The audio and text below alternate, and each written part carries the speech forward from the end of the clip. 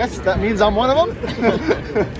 But probably doesn't seem as though at the same point in time. But yeah, we're doing the same job just however many years later. Yeah. I mean, it does seem like, I mean, you come in and you win the Daytona 500 as a rookie. We've talked about it. Sometimes you didn't get a chance to feel like a rookie last year because of all this hoopla. I mean, being here, you're younger. Does it can you appreciate this place as much because you're younger and stuff like this?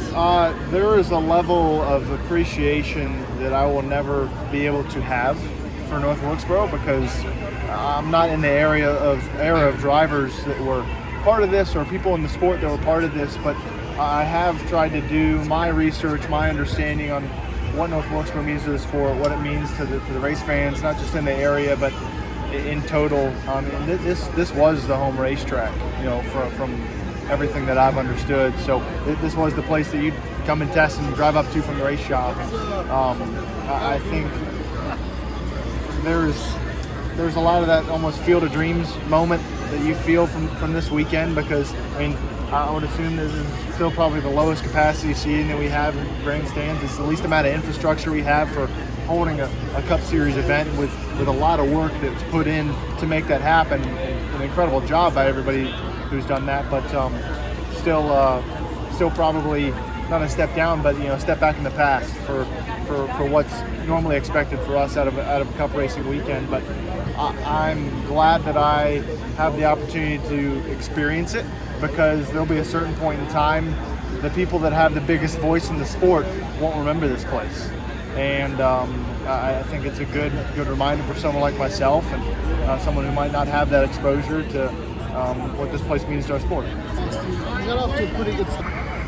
Obviously, I raced here in 2011 in a late model, and that was really neat. I don't remember much of it, so it's nice to come back and have a refresher. But no, I think it's great, and not only for our sport, but I think for the area. I had an appearance at the store down the road, and everyone there, all of them being from around here, they were really excited that it was back. So I think it's obviously gotten a very good.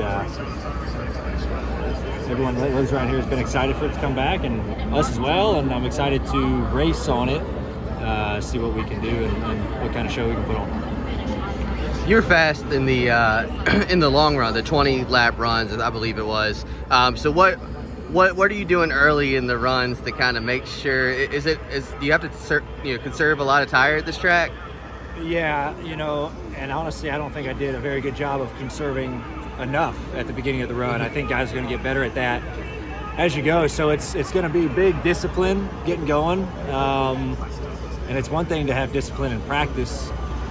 When you're not really having to race around anybody in the race, it's going to be really hard to be disciplined because you're going to have someone beating your bumper off, trying to get by you who isn't taking care of their stuff short run, and you might get them back later. But it's going to be really easy to kind of over push your stuff, and then you're going to be hurting. So.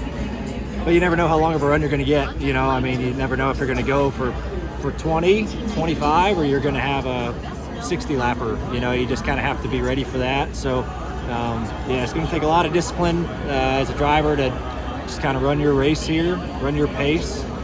So it's not easy to do when you got someone breathing down your neck, but that's kind of what you have to have in the back of your head. What do you expect from the heat races here? Hard to tell. The truck race was interesting. The lanes they got to, especially in 3 and 4, them running really low.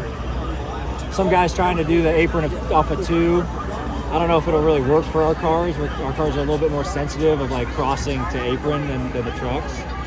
So I'm not sure if that'll happen, but 3 and 4 I could see us being that low on the concrete and stuff like that, just trying to find grip. But I don't know what kind of race to put on. Like I said, I mean, if you abuse your stuff, you're going to be paying for it later in the run, and hopefully we'll, if you're conservative early, it's going to benefit you, 30 laps into a run. At least that's how it should be, and I hope it's that way. Ryan, the 600 next week.